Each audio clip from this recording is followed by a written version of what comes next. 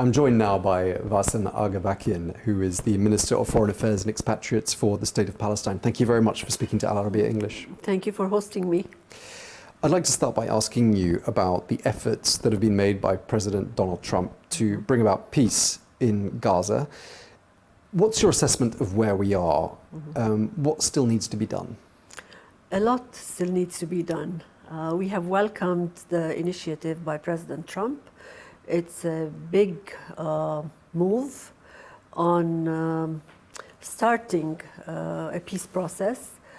We were awaiting a peace on the Gaza-Israel front for a long time. Now we hope it materializes and it becomes sustainable. But this is a prelude to something that needs to be done with many more steps to bring us closer to what we aspire to as Palestinians. What we want as an end game is to end this occupation and materialize a sovereign state of Palestine.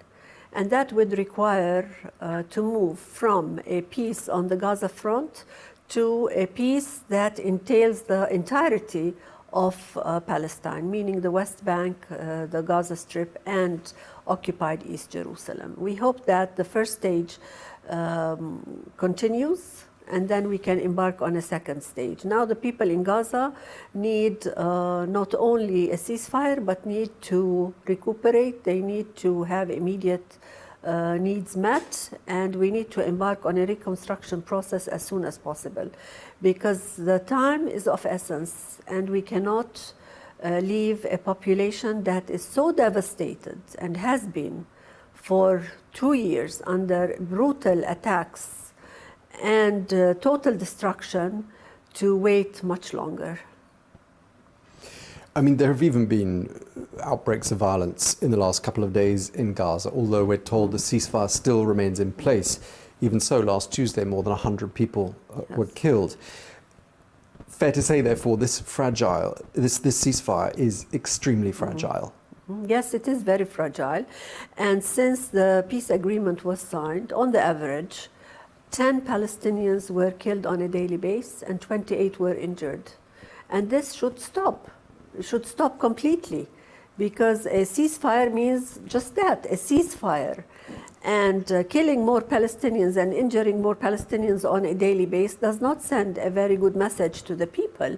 Today we need to send a message of hope. People were relieved by the ceasefire, and they need to continue seeing it materializing on the ground. The ceasefire has to take place. The opening of the Rafah crossing the border has to open. We need to get the assistance as stipulated.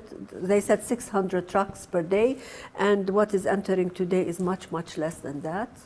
And all of this is against what came in that peace plan, the so-called peace plan or the ceasefire plan. Right, and we're only at really phase 2 of that peace plan. What do you anticipate being the biggest challenges in this particular phase of the plan? I think the challenge now is the committee that needs to take over in Gaza. We need to air out in details the mandate of that committee and the personalities. For the Palestinians, for us, we believe that it's only a natural evolution that somebody from the Palestinian government is part of that committee and heads that committee, because in the final analysis, whoever has the legal and the political mandate over the occupied territory, including the Gaza Strip, is the PLO, the Palestinian Authority.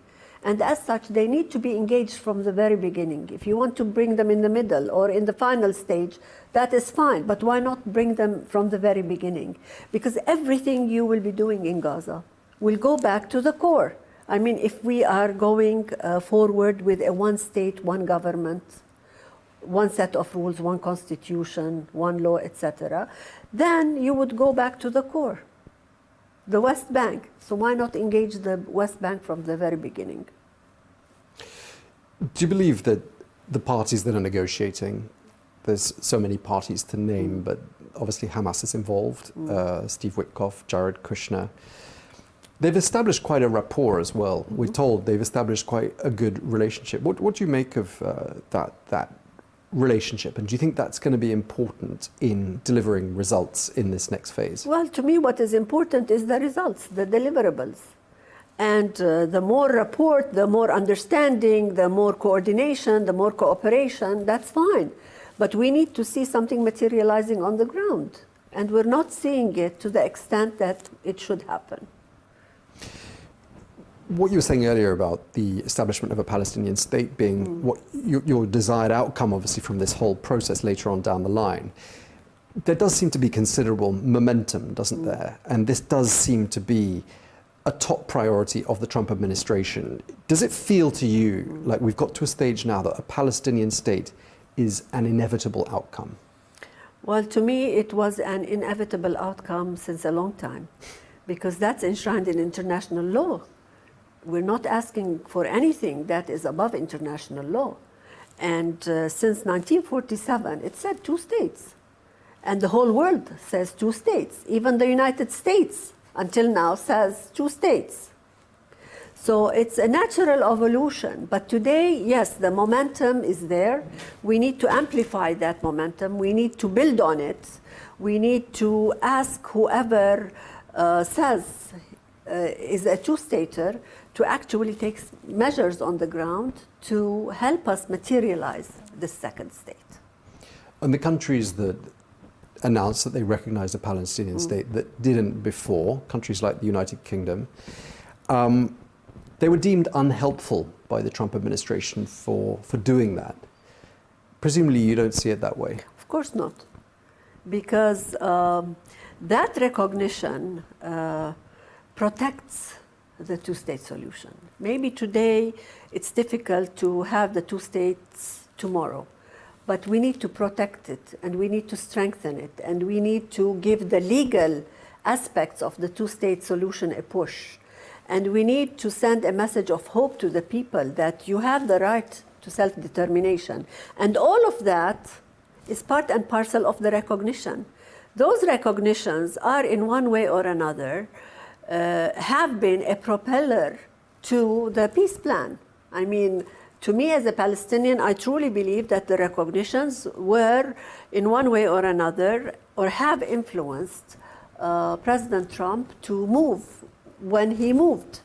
He could have moved a year ago, but he opted to move now because that momentum is big and there is no returning back.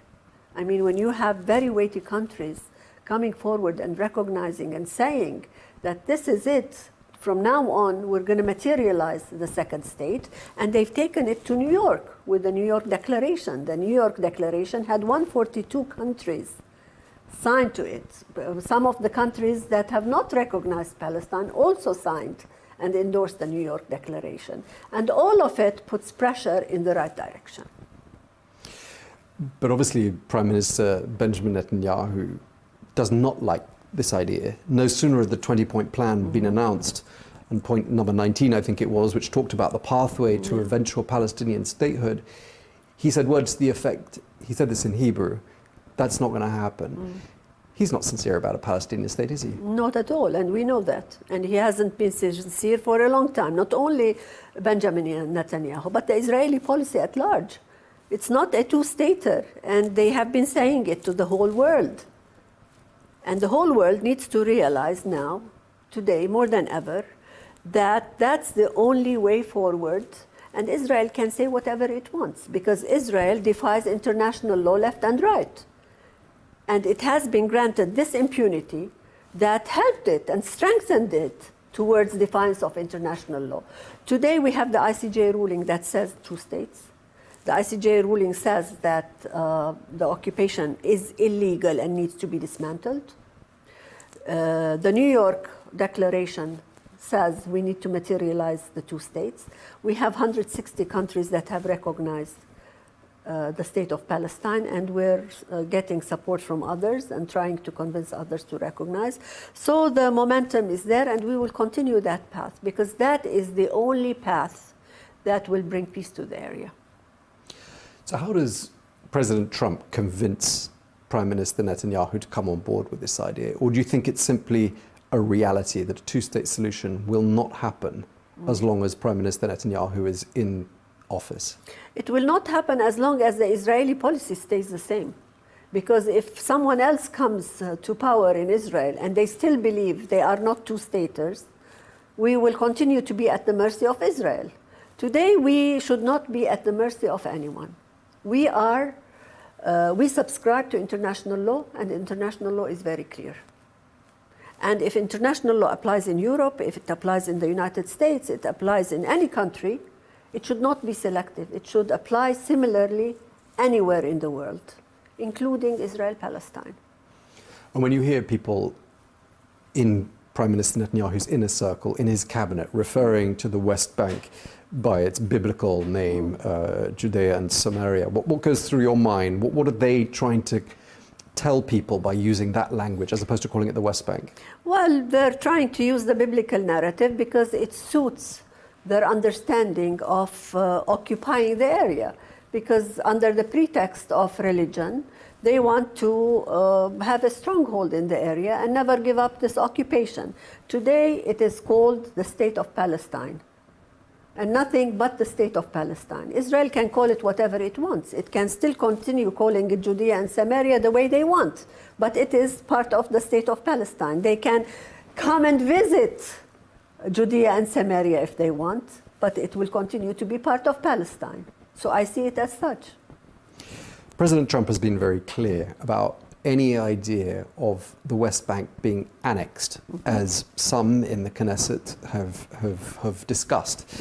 Are you reassured by what you've heard from President Trump that he will never let that happen? To some extent, yes, and I appreciate that. We all do, because that creeping annexation is very threatening to the very existence of the Palestinians. The problem is not with the assurances or reassurances.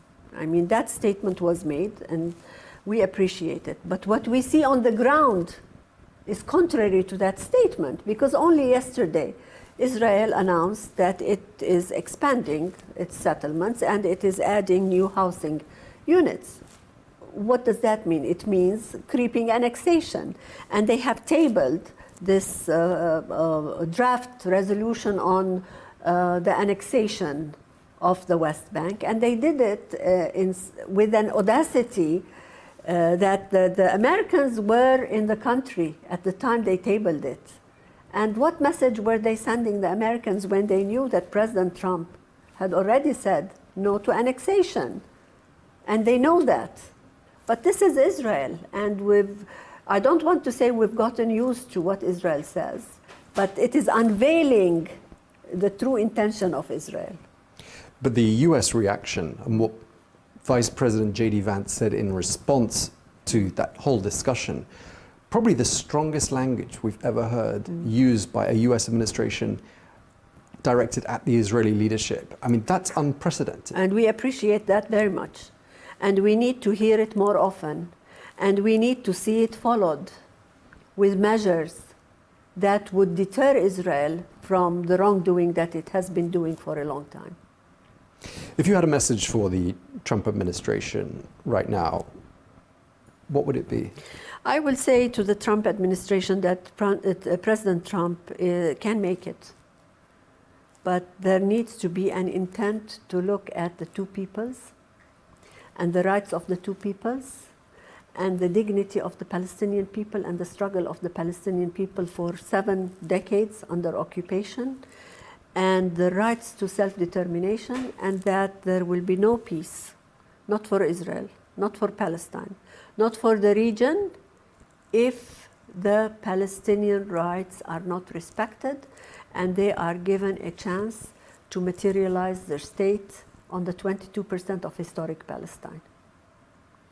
And just lastly, I spoke to one of your colleagues last week, and he said to me that he thinks the Palestinian cause is going through a very dangerous phase right now. I wonder why you think he said that and whether you would agree with that assessment. Well, dangerous, true, because of the monumental challenges we are facing. But with challenges come opportunities. We have to stay cautiously optimistic and say there are opportunities and we need to seize those opportunities. We have to amplify the momentum that has already been created and move forward. Okay, well, we Thank you very much indeed for taking the time to speak to us. Varsen Aghabekian, Minister for Foreign Affairs and Expatriates of the State of Palestine. Thank you for your time, Madam. Thank you.